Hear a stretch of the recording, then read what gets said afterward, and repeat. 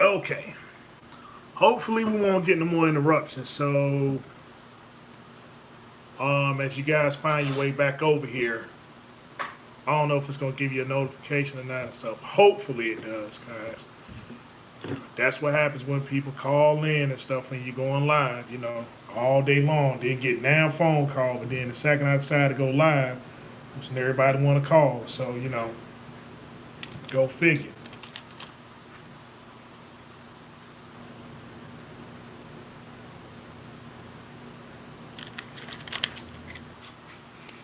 Uh, y'all come in, give me an audio check. Let me know everything's good.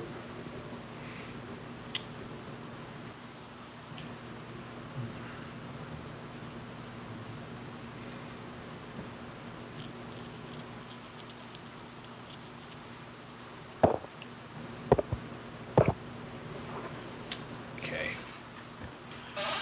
All right. So, uh, I guess a couple things before I jump on. Yeah, Mr. Turner. Yeah, I'm back. Yeah, I guess a couple things before I jump into tonight's topic. Uh, first thing is the truck show. Yeah, that truck show down there, and it's in Louisville. They have two truck shows. They had one in Louisville at the end of March, and then they had the other one down there in Dallas. And so Dallas is the one I want to go to because they say the one in Kentucky is, they say it's not as interesting as the one down there in Dallas. So plus I don't know, it's not a lot to do in Louisville and stuff in case it's a bus there. You know, at least with Dallas, if you get too bored with the truck show, you can go do other stuff. So I mean, yeah, it is what it is. So that's why I was asking Dan and stuff. But they kind of posted a little bit too late from what I seen. Like I seen, you know, in January. I seen in January where they was posting and stuff, and so I know they canceled it last year, even though everything opened up and there wasn't a lot of restriction. They just still decided not to proceed with it. So I'm like, this year I guess they're gonna go ahead and go with it. Cause they done lost too much money. Yeah, they done lost too much money and stuff. So um, they done lifted a lot of restrictions from a lot of these places. So it's like I'm seeing, the concert trucks, all of them are moving now. So then they was looking at me real funny. Um, I went into this Golden Corral, and I had my mask on. So they looking at me real funny, like what you got the mask on for? Like so I don't get yelled at.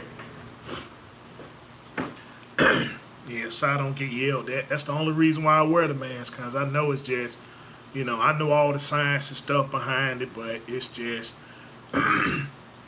I just wear it so it won't be no excuse for somebody to sit there and make a big fuss over nothing. Just like what happened to Junior Hernandez, what happened to him and stuff. And so, shout out to Lockout Man. Yeah, shout out to the Lockout Man podcast. Cause he had uploaded he had uploaded video and stuff, and so they was, he goes in there and the guy's arguing with him and stuff. Put your mask on, put on your mask, so just making a big deal over nothing. So I mean, it is what it is. All right, so tonight's topic is only in the metaverse. Only in the metaverse. So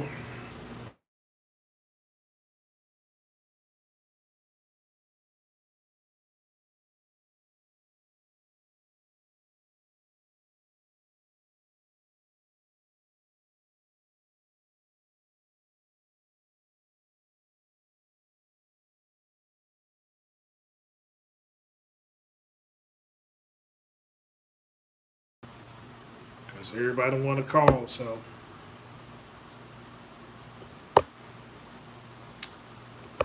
all right. So tonight's topic into the metaverse. Cause a lot of these, when it comes to trucking, there are a lot of these businesses that advertise on social media, particularly on Instagram and stuff. And so I tried reaching out to a bunch of them, and you know, I can't get a hold of them. You know, the only way they say you got to message them and stuff like that. I'm like, well, dang, okay, well, how useful is that? Because I mean, I get messages, and some messages I just don't see. You know, unless I'm centered around, somebody DMing me and stuff like that, then, chances are I might miss a few of them, So um, I'm just trying to figure out what's up with that. A lot of these businesses, they talk about that they can turn your business into a six-figure business. I'm like, yeah, I'm interested in that. I want to, I want to make I want to make seven figures. I want to make seven figures, so uh, try to reach out, get a hold of them and stuff, and I can't. But a lot of times they're up there advertising. Okay, well, DM me. Okay, all right. So I DM you, and you know I'm not getting no response. So I'm just trying to figure out what's the deal, cause I mean, if you in a business, if you're in a business and a lot of these things you already have, if you have your own truck, your own trailer, your own authority, that sort of thing, then somebody's advertising, okay, hey man, I can make seven figures. Okay, well, hey, yeah, But this is the stuff that we run into a lot about people advertising about their business, and yet they don't put any money behind it. And so when you're not invested in your business, then you could just sit up here and say that you're anything and anybody. I could do anything till you reach out to them, and try to inquire about what it is that they do, you know. And like I said, it's real easy, you know. It's real easy to set up at the beach or you know at some driving in your car and stuff, or in some house and stuff like that. I mean, heck, you can rent an Airbnb costs nothing. You know, an Airbnb costs nothing. I mean, same thing with renting a luxury car. If you got a little bit of money to spend, you can get one of those cars and stuff and rent it. But I tell people to be, if you're looking for a business, then look at something that's more brick and mortar. Cause the social media stuff, anybody can do it. Anybody can get up here and they can just say anything. So when you go and try to do the checks and balances on stuff, now you can't even find the very people that are advertising the thing that they say that they can do, because I'm just trying to figure that out, if, saying, well, shoot, you could do it with one truck making seven figures. I like to figure, okay, let me know what it is. Because I like to make seven figures. I like to make seven figures, even if it ain't nothing but $1 million. If it's just 1 million, definitely interested in that. Cause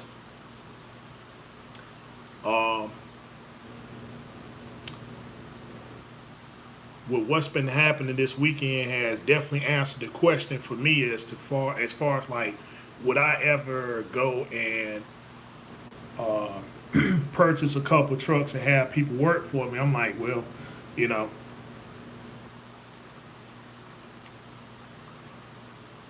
right. Yeah, but what happened to me this weekend? Like um, I take a load. I take a load of stuff. Now I'm supposed to be going home, right? And they have this load where it's already looking suspect. But they just been bugging me all day long about about this particular load or whatever and stuff. And so finally I just break down and say, yeah, I'm gonna take it. And so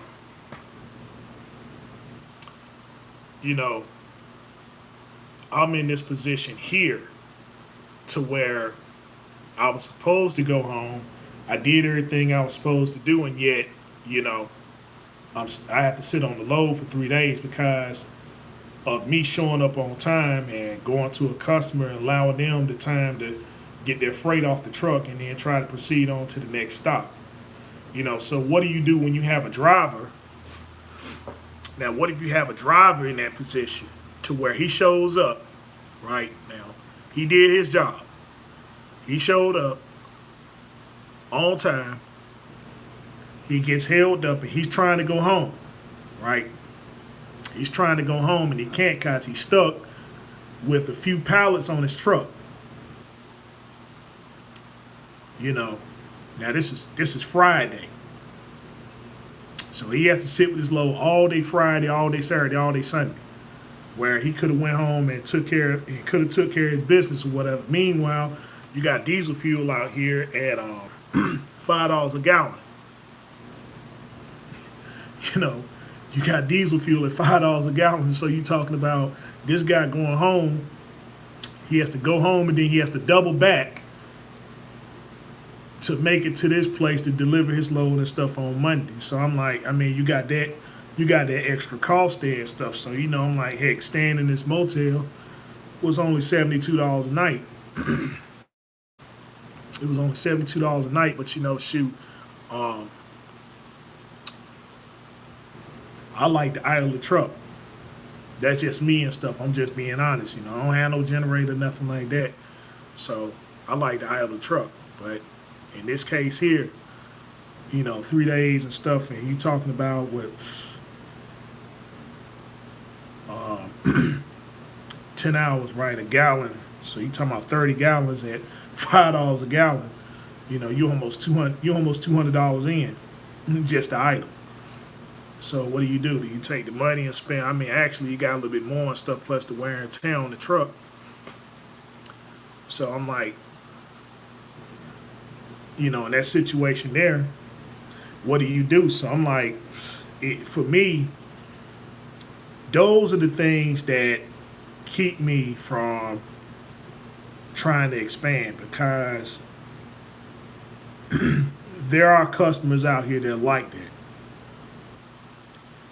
There are customers out here that are like that. You sit there, you show up on time, and yet, you held up.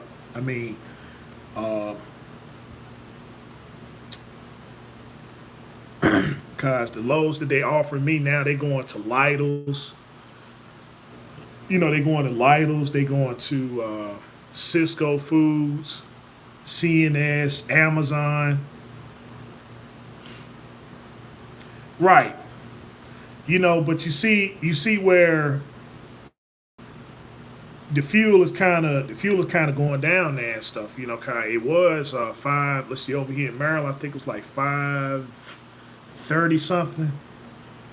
It was 5.30 something. Now they've dropped down to 4. Now they've dropped down to 5.12. So then they got some spots over here like $4.63. If you can get to the gas station and stuff, but of course, that's the Tia and petrol, so their fuel prices are always going to be high. But that's the thing right there that I've run into a lot with myself, and I say, well, man, just imagine if I had, if I had a couple trucks and stuff, and then they ran into that same situation. What do I tell them? Like, I'm in a dilemma where, operational costs and stuff is at an all-time high. And so I don't, just like what you mentioned, some of the rates, some of the rates went up, some of it didn't. But, I'm like, I'm leased on to a carrier where they know they keep a lot of these stuff. They keep a lot of stuff for themselves. Let's see, Tiger Down South Logistics. What's good? Nothing. Ain't nothing, Same old stuff, different day. Those drivers that leave your truck at customer parking lot. Right. So,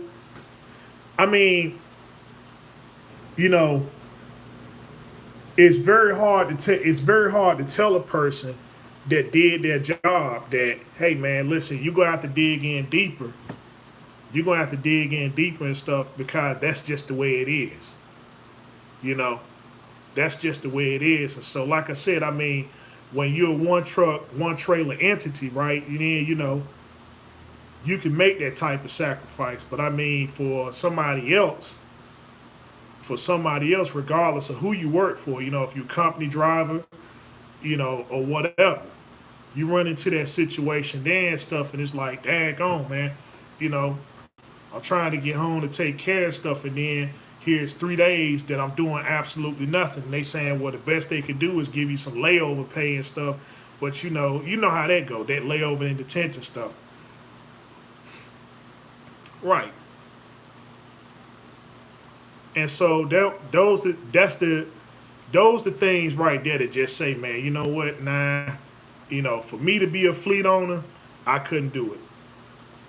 I couldn't do it. So I just take the money that I would, the money that I would probably buy a couple fleets and stuff with, and I'll just buy me a truck for myself. I'm like, since I'm already be stuck out here, and have to do these things anyway, I might as well be as comfortable as possible. So, you know, so that's the conclusion I reach. I'm not trying to deter anyone to say, well, no, you shouldn't do it because of that. But, these things do happen. And you got to have some kind of contingency set in place and stuff, right, for this type of thing to happen because, people ain't trying to hear that stuff, man. Like, look, I done put my stuff off all week. I done did everything I was supposed to do. And, this is what leads to these, you know, you get to the customers and stuff, and then you wonder why they're getting cussed out and fussed out and all that stuff. They're like, I mean, just imagine that. You at a place all day long. You did your job. You was there on time, and they just held you up. Not even for a full truckload. It's just you got a partial. You know, and then on top of that, you're stuck in a situation where someone's constantly asking you about a load that you can see that's going to go bad. You know, this was something I seen that was going to go bad, and I'm telling them as nice as possible. Hey man, listen, I appreciate it, but no, that's okay. That's all right. I'll see if I can do something else, or I got something else lined up. That sort of thing there. But it's just these are people that are supposed to be looking for loads for you, right? And then they got this load tender that's sitting here that nobody else wants to run because they're looking at it the same way. Like, okay, um, the load picks up here. I got one stop on Thursday, two on Friday. You know, I'm trying to be home Friday night. Um, one appointment's at 6, another one's at 11. Like, man, okay, I'm going to grocery distribution warehouse. It's like, you know, we know how these things and stuff go. So it's like, if I'm gonna go to a grocery distribution warehouse and stuff, it's only gonna be one. You know, if it's a small business or something like that, then it's a little different. You can go there, snatch it on and off and stuff, and keep on moving. But um, you can't do that with Cisco, Lidl's, and CNS. They want an appointment. Then you know, if you 30 minutes late, and it can be just you checking in at the gate. You know, it could be something as small as that and stuff. They say, well, okay, well, you don't qualify and stuff for you. For us to get you out of here, we don't have to pay the attention, none of that stuff there. So you just sit in the back and we'll just get to you when we get to you. So, you know, just you get into that situation there and stuff, man. It's like, daggone, what do you do? You know, what do you do in this situation? Uh,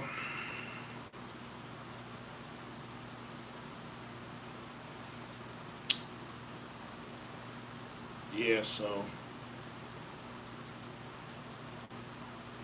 anyhow,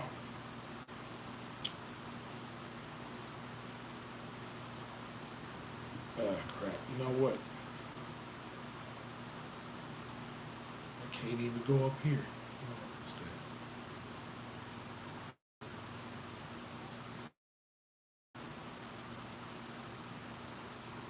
Oh, that kicked me out. Let's see.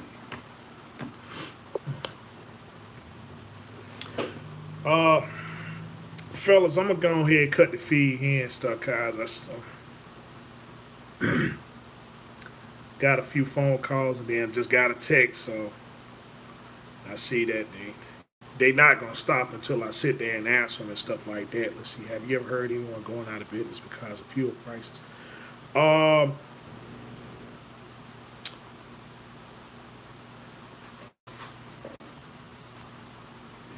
yeah, I've heard of it. Yeah, I've heard of it and stuff. It's not. It's mostly like small truck operations and stuff. Somebody got like 3, 4 trucks. Somebody has 3, 4 trucks and stuff. They run to those issues and stuff there. But I mean, um, again, this was some of the stuff that was back in like 2008. 2008, 2009, where diesel fuel got to $4 a gallon. A lot of your a lot of your fleet owners, and stuff. These were guys and stuff that was leased on the carriers and stuff like that. You know, they decided stuff to just go ahead park the trucks and stuff like that, and then just you know. But that really comes from it comes from poor money management, cause diesel fuel is a factor. Diesel fuel is a factor and stuff, but if it's the only factor, you know, if a few dollars is going to keep you, if a few dollars is going to keep you out of business and stuff, and I mean it's a series of stuff. I mean some people are just one breakdown away from being out of business. I mean, truth be told, some people are just one breakdown away and stuff from being out of business. So, um, you just got some people that operate paycheck to paycheck. They they don't have anything put away. So um, if you're a fleet if you're a fleet owner and you're running off of if you're just running off of straight cash, that's it, no credit, then you're not gonna be in this business very long. And we seen that with I mean we done seen that stuff. I mean, take look at Woody for instance. I mean, heck, Woody wasn't even running off cash. He had a line of credit and stuff like that, and you can see what happened to him. It's just with new trucks and a consistent operation, and all it took was one guy to drive a truck in the ditch. you know, One guy drove a truck in the ditch and stuff. He got a $40,000 bill, and it just, you know, the whole operation just crumbled like dominoes. So, um, yeah, it's just um, you got guys like that, man. They just one breakdown away from just being out of business, and they want to put you in a truck. They want to put you in a truck and stuff and run you and stuff. They got Party Hard work for. He was like that. They got Party Hard work for. He went over there, worked for him for like, well, I think a month. Then the guy just, he did what 14,000. He did 14,000 gross for that guy. And next thing you know, he sends out a message and stuff. Hey, listen, guy, we got to turn the trucks in and stuff. It ain't working out. I'm gonna get you a bus ticket to the house and stuff like that. So yeah, you just um, people blame it on the fuel. People blame it on the fuel, but honestly, it's just it's poor money management at the end of the day. You sit there, you buy a truck, you never been used to money before and stuff. You got some money in your hand, and then you go do everything else with it. And then when the problems start coming up, some real problems in your business start to happen. Now you ain't got the money. They go and buy Zeus, you know, They did good and stuff, and instead of putting the money away and let that be a safety net for their business, they go buy that Z06.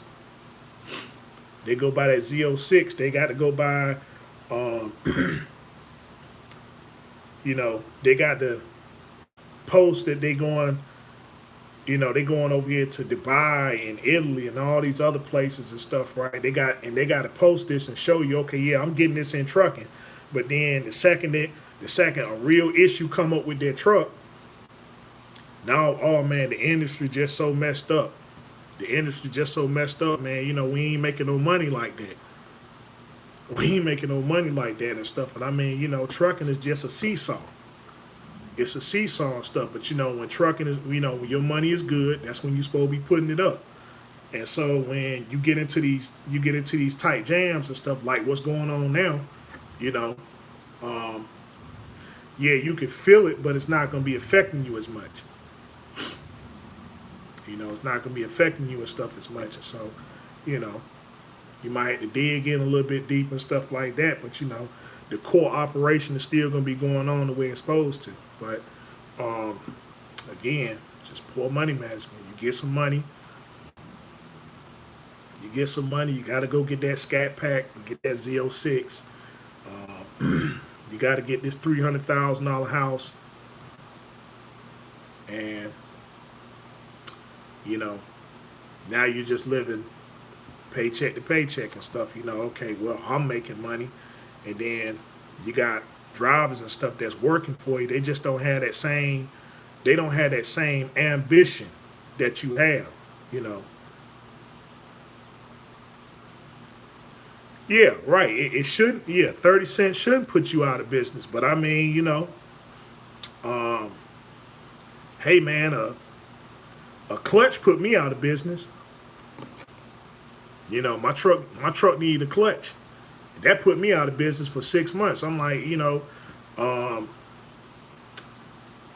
to get the clutch put in at the dealership at the time and stuff was about $2,000. That's if I would have went to the dealership and stuff. I found the guy to do it. I found the guy to do it and stuff, and so he charged me 16. No, he didn't charge 16. He charged me 13. He charged me 13 to put a clutch in, but it took me 6 months. It took me 6 months to make that money. This was back in 2012. No, 2013. The clutch went out on me and stuff, and I had to park the truck, and I had to get in this lease truck and drive it for $775 a week. And I kept that truck for 6 months. I kept it for 6 months. That's how long it took me to save up $1,300 to put a clutch in the truck. So, it's just a series of stuff. My thing was at the time I'm sitting there, take care of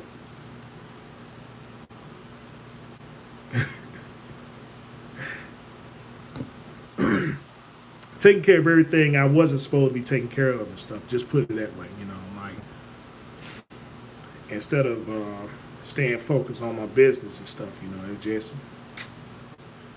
I wasn't raised sharp on that business, so it just made me make a series of bad decisions, and so it really cost me, But things that ordinarily ain't supposed to things that ordinarily ain't supposed to hurt you.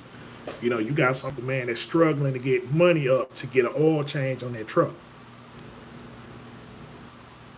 But they have no problem paying their rent or whatever stuff, and go to parties and all that other stuff there. But then they get in their truck, and stuff and driving it with no air conditioning. You got people out there that's like that. They'll sit there and struggle in their truck. I mean, the truck just get in it all week long and stuff. No air conditioning. Just so they can scrounge up some dollars and stuff like that and everything, go out here and start impressing people. So, yeah, you see it all the time. You see them. truck is messed up, and they know the truck's messed up. But then they sitting over here driving the S5. They sitting there driving the S5 and stuff, or driving a SRT and stuff, doing a burnout. They doing a burnout and stuff. When they leave the parking lot.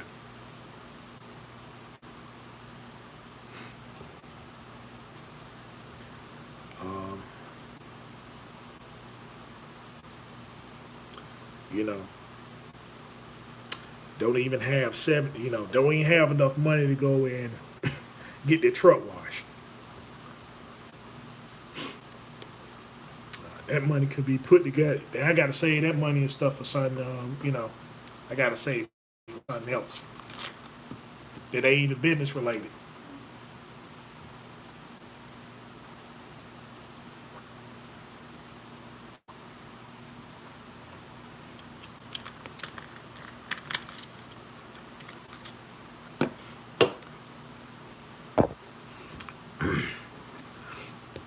Let's see. Let's see. Tigers down logistics. Have I ever decided?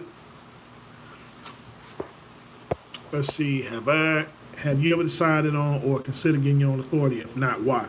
Okay. Now, let me say this again and stuff. Right. This is just my perspective. Right. It's only mine and stuff. The end game to anybody owning equipment and stuff. If you going out here and you decided that you want to go in business for yourself, if you buy your own truck and stuff, then the end game is to get your own authority. Your end game is to get your own authority.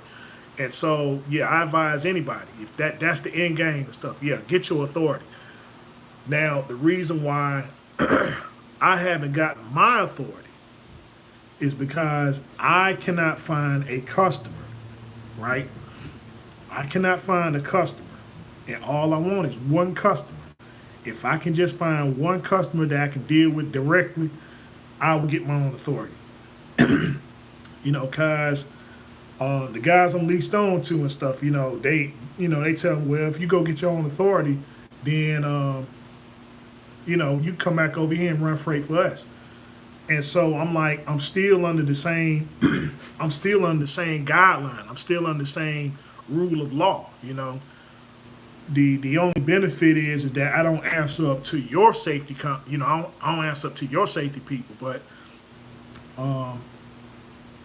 it doesn't give me any kind of advantage, unless I go and purchase an older. If I purchase an older truck, then I'm on paper logs and stuff like that. But again, it don't give me no advantage because I'm still running their freight. I'm still running their freight. They're still going to be, I still have to call them to get a rate confirmation and all this stuff, just like what I'm doing now, so to me, it doesn't benefit, because nothing is going to change. What I want to change is for me to deal with the customer directly. If I just get one customer, then I can deal, all the brokers or dealing with these guys as the approved carrier and stuff, I can deal with that. Cause they could be my backhaul people, but to be my primary source of income. I see a lot of guys up here, they running off the spot market and stuff, which is cool. They make the spot market work for them, but the spot market doesn't work. It doesn't work for me. Yeah, the paper laws are good at times, but it's just, it has its advantage if, let's just say, if I get an older truck and then I got my own customer, right? Then see, yeah, that's a combination. That's a combination of two and stuff that works in my benefit. But if I run paper and then they're still my primary source of income, then it don't benefit as much, cause everything that they have is ELD specified. So, cause I can get down there a little bit early and stuff, it don't help. But that's just my thing there and stuff, man. I want to deal with a customer directly. That's it. No involvement, no middlemen, none of that stuff there. But a lot of the guys and stuff I watch, They got their own authority, and they run off the spot market, and you know, for the most part, they're honest. They're honest and stuff, but I didn't see where it was any benefit. If you're just going to be running, if your spot market stuff consists of JB Hunt 360 or Coyote Logistics or CH Robinson, TQL, if they, if everything's said and done and stuff, right, they make up a majority of your income, then it's really no benefit. It's really no benefit. That's the low hanging fruit. Um, Business right now and stuff, contrary to most people belief and stuff, is it's okay. It's not really in the gutter and stuff right now, but it can be. And when it gets in the gutter, and you don't have anything set up, then you see, this where you see guys and stuff start do this ain't cutting it no more. You know, this ain't cutting it no more and stuff. I mean, when the fuel, when the diesel fuel went up, you actually had guys and stuff getting out here and they running loads and stuff under par. They running loads and stuff under par. They did this back in 2008. Diesel fuel got to $4 a gallon. They decide they're going to run loads and stuff for 60, 70 cents a mile. They're going to run loads to, 60, 70 cents a mile and stuff, right? Just to beat out the competition. And then, now everything is under par, and you got all the guys off the spot market. Now they talking about raising the price up that way, and it hurt a lot of people. But you still got these same cutthroat. You still got these same cutthroat tactics and stuff that go on. Case in point, when all the truck drivers went down to Washington D.C., they were talking. This is when Trump was in office. They talking about going to D.C. because they were talking about the brokers were getting all the COVID rates. They was getting all the COVID rates, but they wasn't passing on to the drivers. We were supposed to be boycotting TQL. A lot of drivers went up here. They even had conversations with TQL representatives, emails, all these things here, passing along the drivers and saying, hey, man, listen, we should be boycotting these guys because we're running freight under par. And then what happened? Nothing happened to TQL. It was still operation, standard operation procedure as usual. Why? Because they got you thinking that that's what we should be doing, and then at the same time, okay, they up there on the load, but hey man, you got that load and stuff, y'all gonna do it. I'll gonna do it. At the time we supposed to be boycotting. That's why I don't, y'all remember back in 2019, we supposed to be participating in Black Smoke Matters. Everybody was supposed to be shutting their trucks and stuff down. Nobody did it. And so, and something else. Let me go and speak on this stuff too, right? Let me go and speak on this stuff too. That freedom ride that was supposed to be going on in Canada, that was a failure. That was a failure and stuff. And people should have been knowing better. Look, I run. I go to Maine all the time. I go to Maine all the time and stuff, right? And so I'm looking at everybody's coming into Maine is from Canada. When you go up there to the tip top of Maine and stuff like that. So the people that I was running loads and stuff with, nobody was talking about trying to do it. They got guys to go there, pick loads up in Canada and bring it back over to the States. And then from there, we pick it up and run it down to, wherever. So they wasn't talking about doing anything, right? Nothing that I seen was going to be of any concern or slowdown to the operation of what's supposed to be going on. And they knew this in advance and stuff of what these drivers was going to be doing, right? So they announced that this was what they were going to do. And so Justin Trudeau got together with his Department of Transportation. He got together and he said, how bad is this going to be? These drivers are talking about because of this mandate, right? that they're going to be shutting down and going to the borders and all this stuff there. Their Department of Transportation assured Trudeau that, hey man, listen, we ain't got nothing to worry about because most of these guys are vaccinated. Okay, well, Trudeau went on and stuff, and he didn't say anything. The only thing he said, if stuff get too much out of control, right, then we're gonna start arresting them. We're gonna start arresting them. So they want to go over to the border and demonstrate and all the other stuff there by all means, but it's not gonna stop anything as far as the commerce coming in and out of Canada. So he said, all right, let them have their thing, and that's why they went over there and did it without a hitch. So then that other thing, that freedom ride that was supposed to start in California, they were supposed to make it to D.C. before Biden did his State of the Union address. They didn't even make it over there. They got to what, Indiana? Jesus, why is